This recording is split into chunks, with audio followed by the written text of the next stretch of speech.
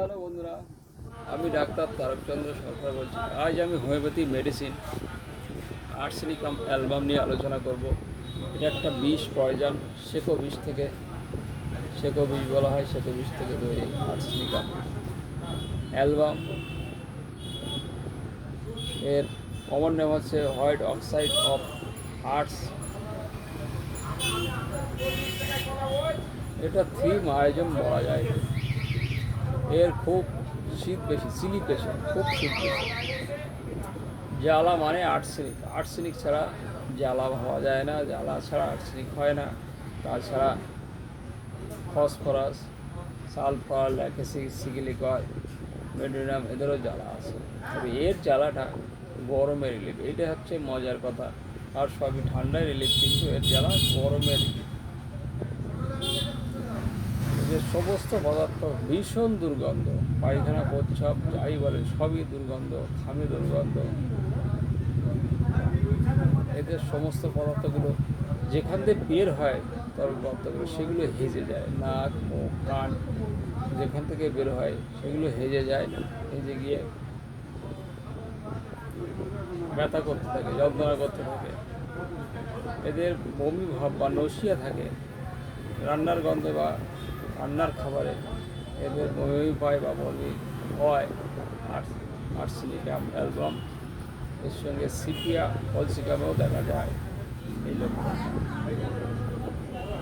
এদের মাসিক ঋতুস্রাব পরিমাণে বেশি বেশি হয়, খুব দুর্গন্ধ হয়, হেজে যায়। ঋতুস্রাব বন্ধ হলে অনেক সময় হাত পা ফুলে যায়।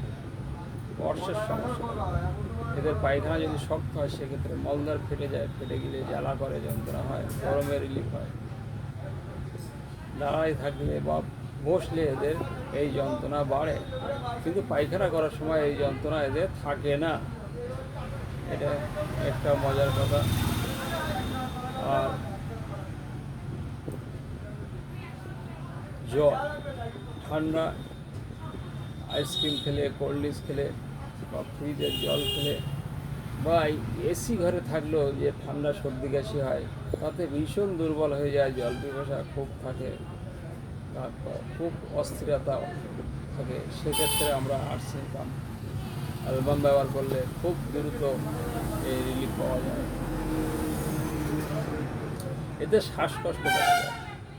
এই শ্বাসকষ্টটা বুকের মধ্যে সাই সাই ঘর ঘর করে, যেটা ওঠে সেটা কুলের ভেজার মতন দেখতে, অনেকটা পাকানা অ্যালার্জির কাশিটাই বেশি দেখা যায়।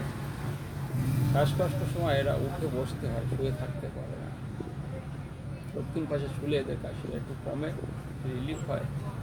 তাছাড়া এদের রিলিফ হয় না, উঠে বসতে হয়, বসলে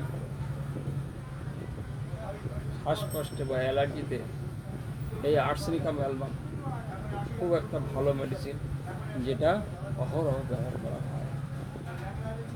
মাথা যন্ত্রণা, এদের মাথা যন্ত্রণা হয়, যে মাথা যন্ত্রণাটা গরমে রিলিফ হয় না, ঠান্ডায় রিলিফ হয়। সমস্ত পদার্থ, সমস্ত ডিজিজগুলো গরমে রিলিফ, কিন্তু মাথা যন্ত্রণাটা ঠান্ডায় রিলিফ। এটাই হচ্ছে মজার ব্যাপার। যেরকম লাইকোপোডিয়াম সব গরমে রিলিফ, কিন্তু মাথা যন্ত্রণা সব গরমে রিলিফ, মাথা যন্ত্রণা ঠান্ডায় রিলিফ।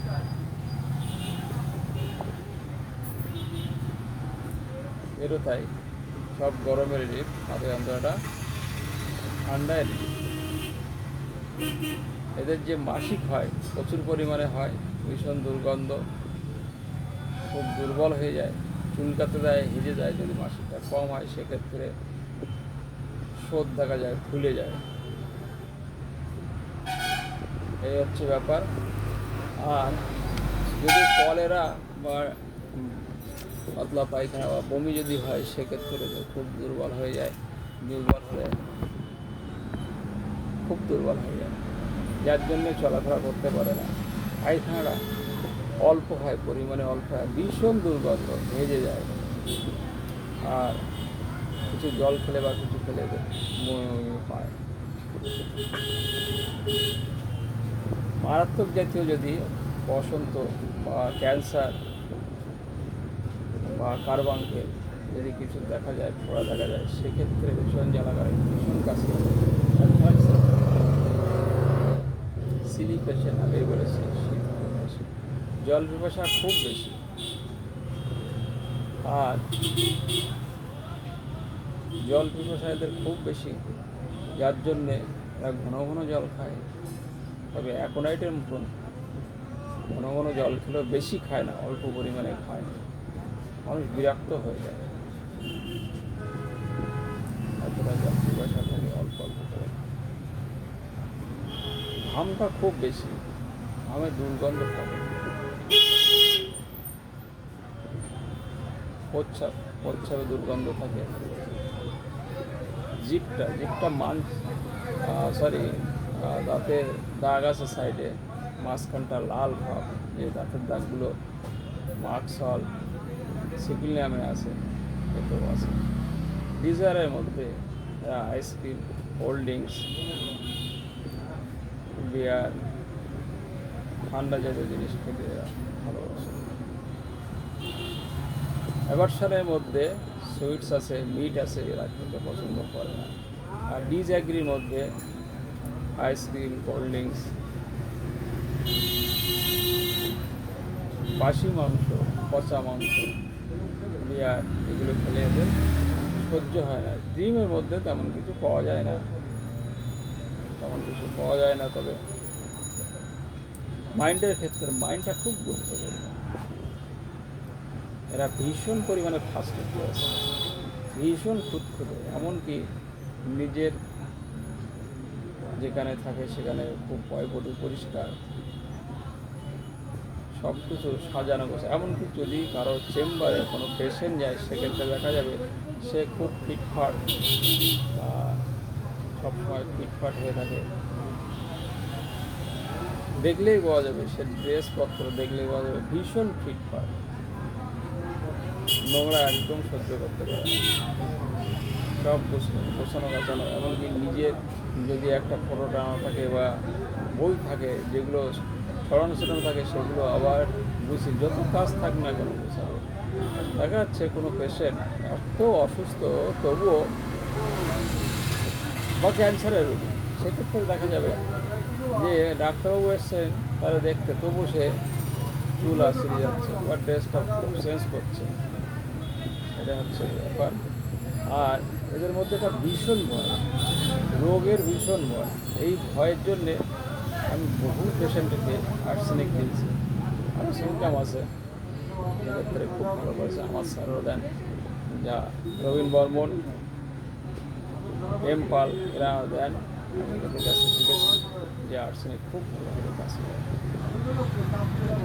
এরা শারীরিকভাবে খুব দুর্বল, মানসিকভাবে খুব অস্থিরতা থাকে, মানসিকভাবে অস্থিরতা, শারীরিকভাবে ভীষণ দুর্বল। যে কোনো রোগ হলে, এমনকি জ্বর হয়েছে বা কোনো কিছু হয়েছে, এত দুর্বল করতেই পারে না, খুব কষ্ট হয়।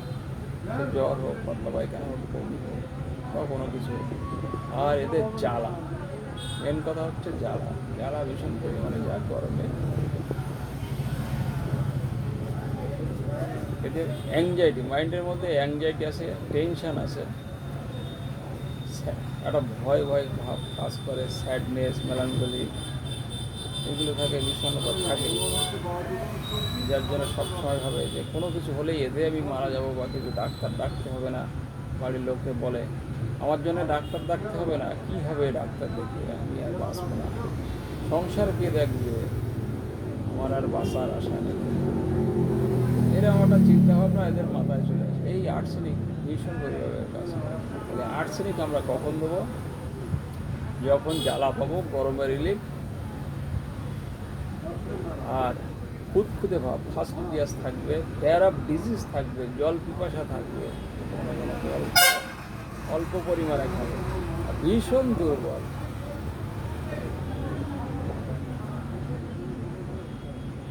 আর গা বমি করে রান্নার গন্ধে বা যে কোনো গন্ধে, এসব কারণে আমরা আর্সেনিক অবশ্যই দেবো। আর্সেনিক যদি সেন্টিসিমালে যায় তাহলে 30 থেকে CM পর্যন্ত ব্যবহার করা যায়, আর 50 সিমালে যদি ব্যবহার করা হয়, 0 পড়েছে, সেক্ষেত্রে 0.1 থেকে 0.50 পর্যন্ত ব্যবহার করা যায়। খুব ভালো একটা মেডিসিন, ভয় পাওয়ার কিছু নেই, অনেকেই ভয় পায়। ছোটোবেলায় আমরাও ভয় পেতাম।